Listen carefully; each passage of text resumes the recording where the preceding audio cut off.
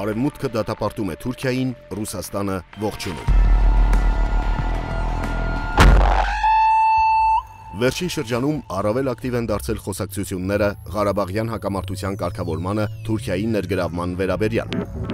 Ու քանի որ պարզ է, որ Թուրքիայի ներգրավումը հակասում է Հայաստանի ու Արցախի շահերին, փորձենք քննարկել, թե ինչպես են դրան վերաբերվում Ռուսաստանն ու Եվրոպան։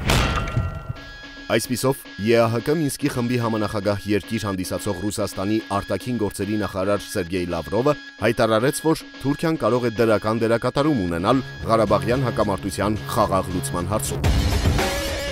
Այս կերպ Ռուսաստանը հրավիրում է Թուրքիային Ղարաբաղյան հակամարտության հարցում առավել ակտիվ ներգրավվածություն ունենալու։ Իսկ դրանից ավելի վաղ, դեռևս Ադրբեջանի սանձազերծած ապրիլյան պատերազմի օրերին, Սերգեյ Լավրովը հայտնում էր, թե Թուրքիայի ադրբեջանամետ հայտարարությունները չեն հրահրում Ադրբեջանին։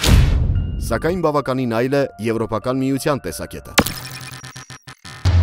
Մասնավորապես Թուրքիայի վերաբերյալ Եվրահանձնաժողովի զեկույցում նշվում է, որ Բրյուսելն Անկարային մեղադրում է ապրիլյան քառօրյա պատերազմում Ադրբեջանին աջակցելու համար։ Զեկույցում նշվում է, որ պաշտոնական Անկարան բացահայտ աջակցություն է հայտնել Ադրբեջանին 2016 թվականի ապրիլին հակամարտության գոտում տեղի ունեցած բախումների ընթացքում։ Սա միանշանակորեն ցույց է տալիս, որ Ռուսաստանը Ղարաբաղյան կարգավորման բանակցությունների վրա իր ազդեցությունը չկորցնելու շահից ելնելով չի խորշում գործընթացին առավել ներգրավել մի սուբյեկտի, որը ակնհայտորեն աջակցություն է ցուցաբերում հակամարտության կողմերից առավել ագրեսիվին։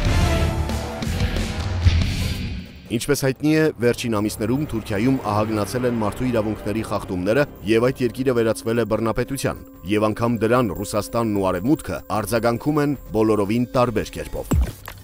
Մասնավորապես, երբ Թուրքիայում սկսվեցին ընդդիմության, քաղաքահասարակության ու լրագրողների զանգվածային հետապնդումները, Արևմուտքը չհապաղեց դատապարտող հայտարարություններով ու անգամ պատժամիջոցների սպառնալիքներով հանդես գալ։ Այնինչ, Մոսկվայի ու Անկարայի հարաբերություններն այդ ընթացքում միայն ու միայն բարելավվեցին։ Ավելին,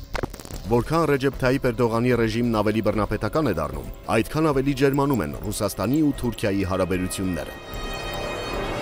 Այսպիսով, քանի դեռ Եվրոպական միությունը Թուրքիայից պահանջում է հարգել մարդու իրավունքներն ու զերծ մնալ Ղարաբաղյան հակամարտությանը միակողմանի միջամտելուց, Ռուսաստանն անում է ճիշտ հակառակը։